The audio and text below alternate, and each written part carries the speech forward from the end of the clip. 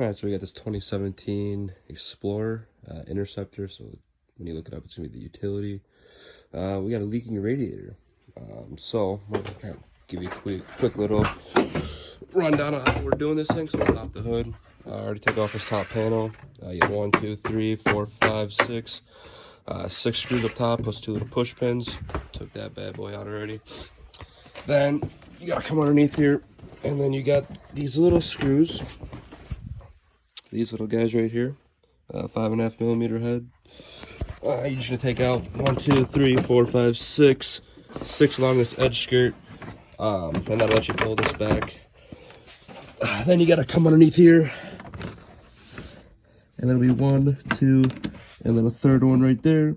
You got, and those are 8 millimeter heads. You're gonna pop those out so you can pull that down like that. And then the tricky part here is you gotta pop the trim off and then pull this back. Now luckily I've already done this, but on this side, but you gotta slide it back, and then right here is where these two pieces actually bolt together. So you gotta get, a little wrench up in there and loosen them up. And those are 10 millimeter heads in order to separate it. Now the utility, the Interceptor seems to be different in the fact that it has those two 10 millimeter head bolts. If it comes on this side and look. I don't know if you'll be able to see it or not. Probably not. But these are definitely different ones.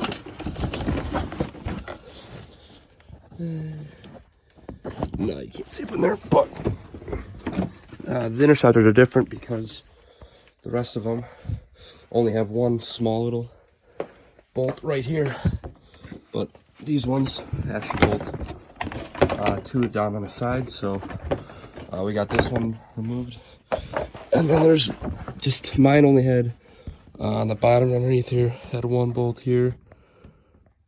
So the camera focus.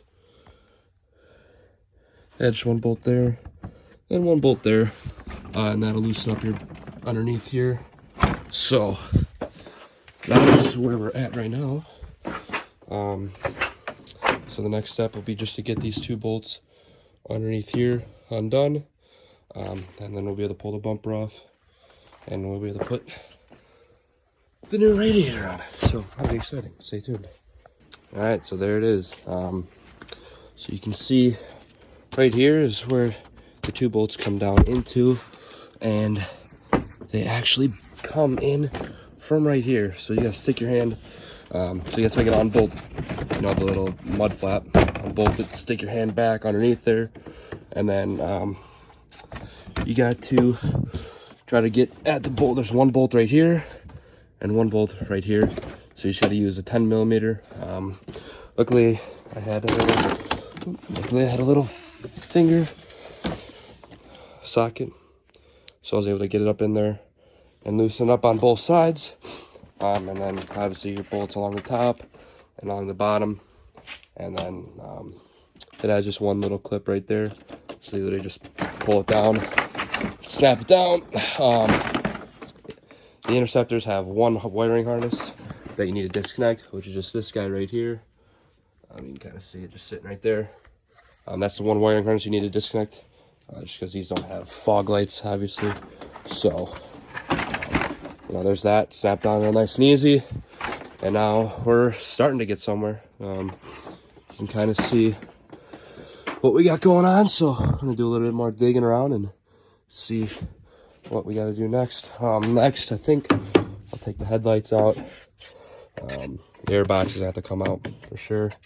And then it's just a game of disconnecting every single hose and harness off the fan shroud, popping the shroud off, and disconnecting some lines. But I'm not doing that tonight. It's already late. So we will save that project for the morning when I hopefully have more motivation. But yeah, so stay tuned, as I have not seen anyone do it on remove the radiator itself out of a 17, especially out of an Interceptor, and they're a little bit different. So yeah, we'll see how the rest of this goes. We're kind of just winging it at this point.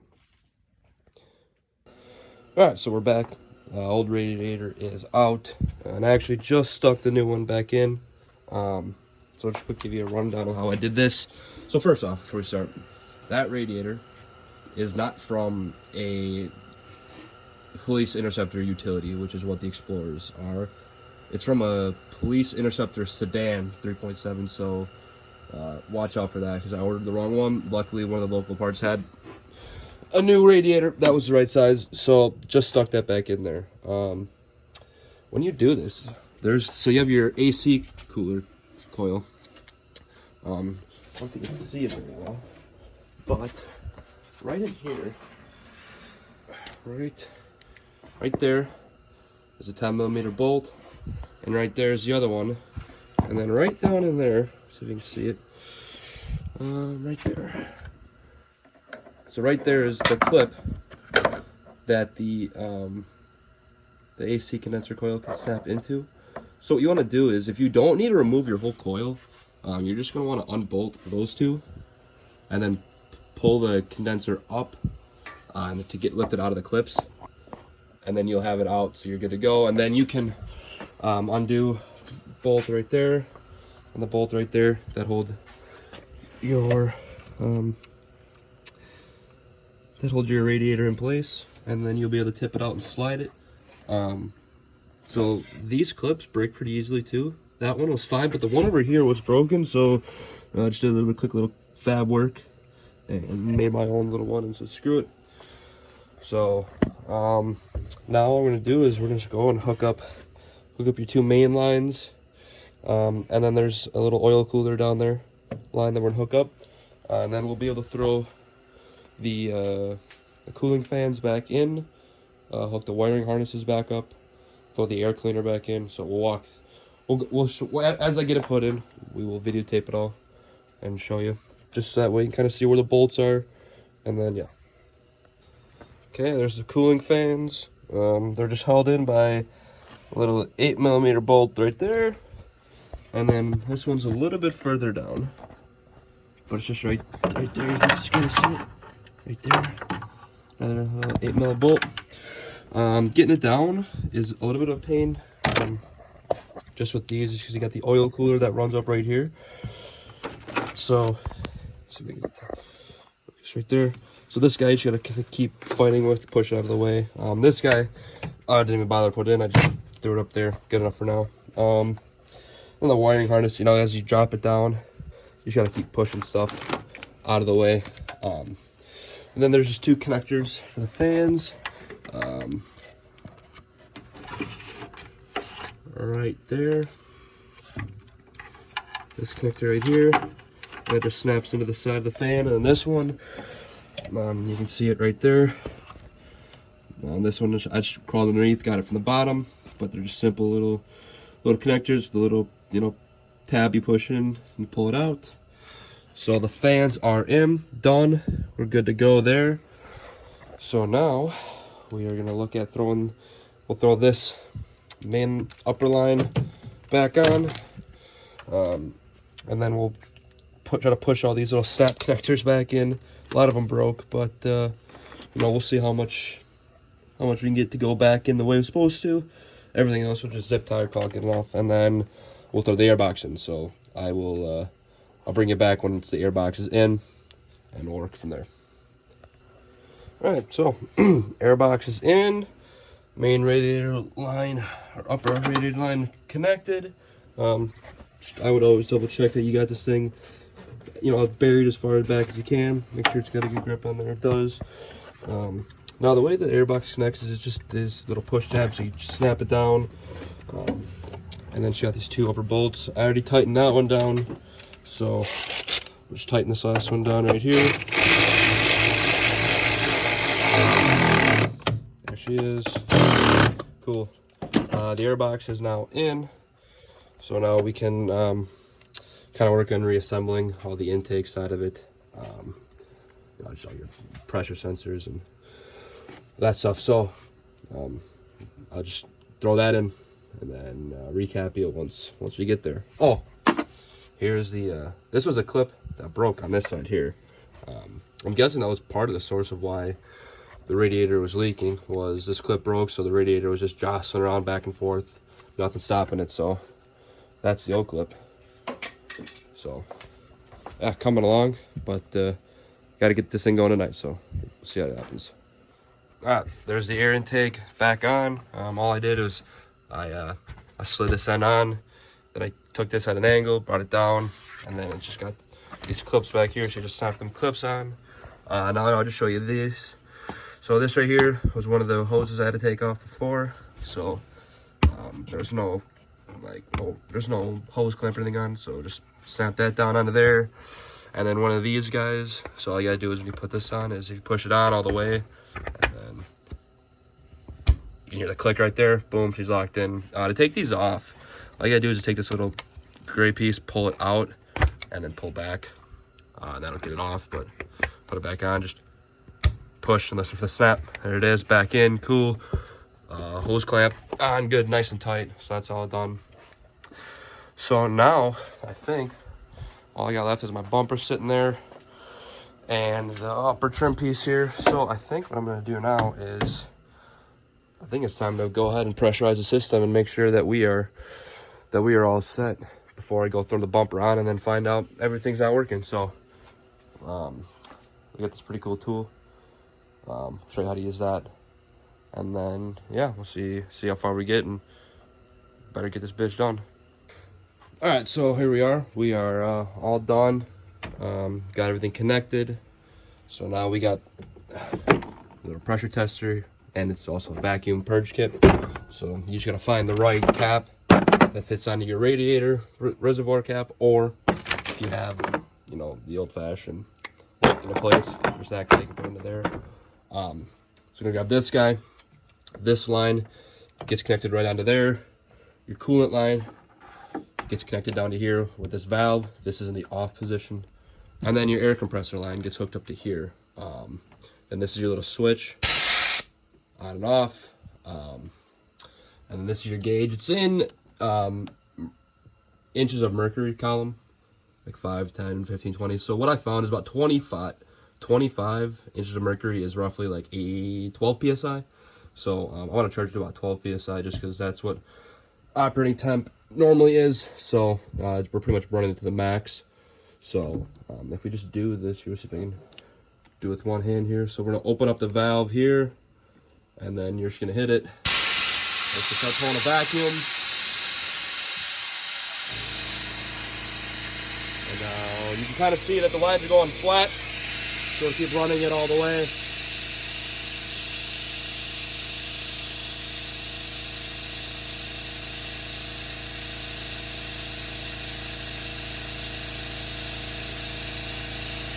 Pause for a minute here.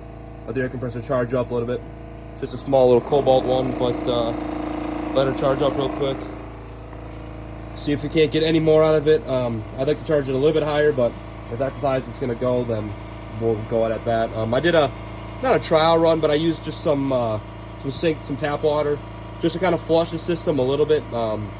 Then I went and took the vacuum purge kit and I drained the whole system again, checked for any leaks. Appears we're good, so let's see, whatever, hurry up. There it goes, cool. Yeah, so all the tap water is out, and now what I got in here is a clean bucket, and then I just got, for now it's just a Prestone 50-50, or it's concentrate, but you gotta mix 50-50 with distilled water, so that's what I got there. But let's see if we can't pour any more of a vacuum on this thing. Oh yeah, there she goes.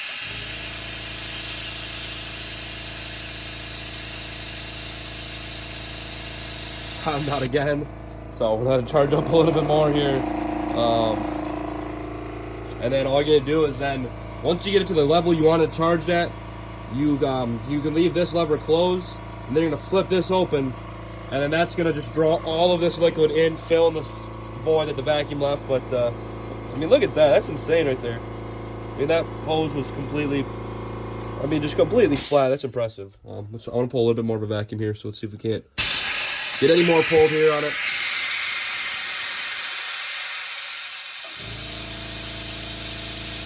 Alright, that's good enough. I've had enough. So what we're going to do is we're just going to disconnect that. I'm actually just going to turn that off because I'm sick of that too. So now, all we should have to do here is just hit this right here, and then our job should be done. So let me see if I can't set this up here like that. Oh, I guess we're not gonna do something like that. There we go. Just so I need 2 hands here, just so I can make sure that your reservoir, or make sure that your coolant hose stays down in the bucket. And now, let's just go ahead and do it. So you're gonna make sure you keep your eye on your reservoir. Make sure that you are only sucking up coolant, because you don't want to suck any air into it, because that defeats the whole purpose of this thing. Online it showed like almost a 4-gallon capacity in this thing. I think 13. Pretty close to it. So if I need to add more, I can just hit this lever and add more coolant. But it's going pretty quick, so I think I might need to. But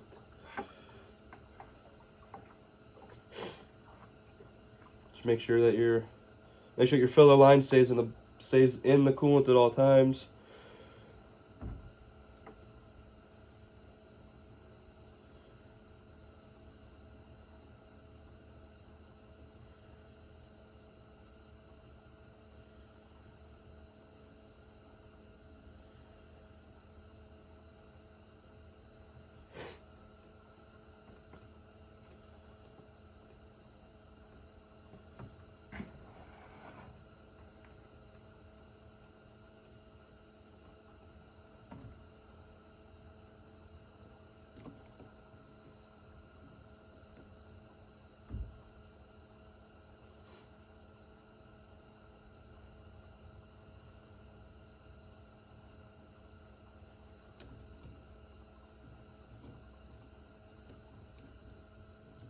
Still showing about 5 inch-pounds of mercury in the column, so just keep it flipped on. Try to let it fill itself up all the way.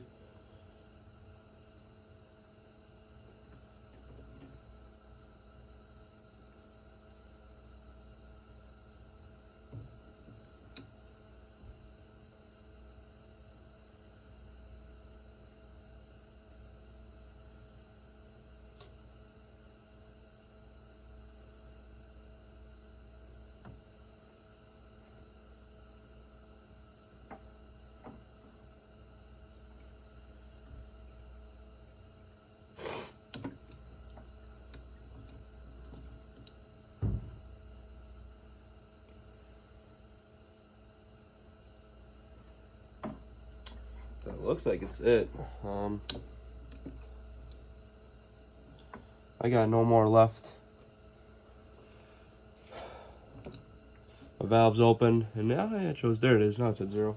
I'm showing it about 5 inch-pounds, but yeah, that right there is it. So I'm just gonna close my valve off here.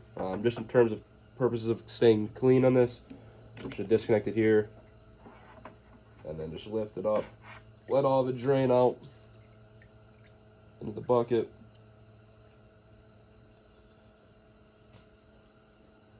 Cool. I'm gonna set this off to the side, let it drain out a little bit more. No, just gonna disconnect it here, unscrew the filler cap. Cool. Now it is filled all to the top, so that may be an issue. I may need to siphon a little bit out, or I'm just gonna start it, run it, see if any more gets strapped, maybe the heater core or something. But yeah, so that right there is the whole deal of it. Yeah, you can see it's filled up to the top, but I gotta imagine there's some air gaps in there somewhere. Wasn't perfect with that can, no way. So yeah, that was it. And then really just I'll give you one more look around here. Just gonna be putting the front bumper back on, but I showed you guys how to do that. You just got your main problem with the Interceptors here is these upper bolts there you gotta watch out for. They're a pain. You're gonna have bloody knuckles by the end of it, guaranteed. So yeah, there it is, boys. Thanks for watching, and stay classy.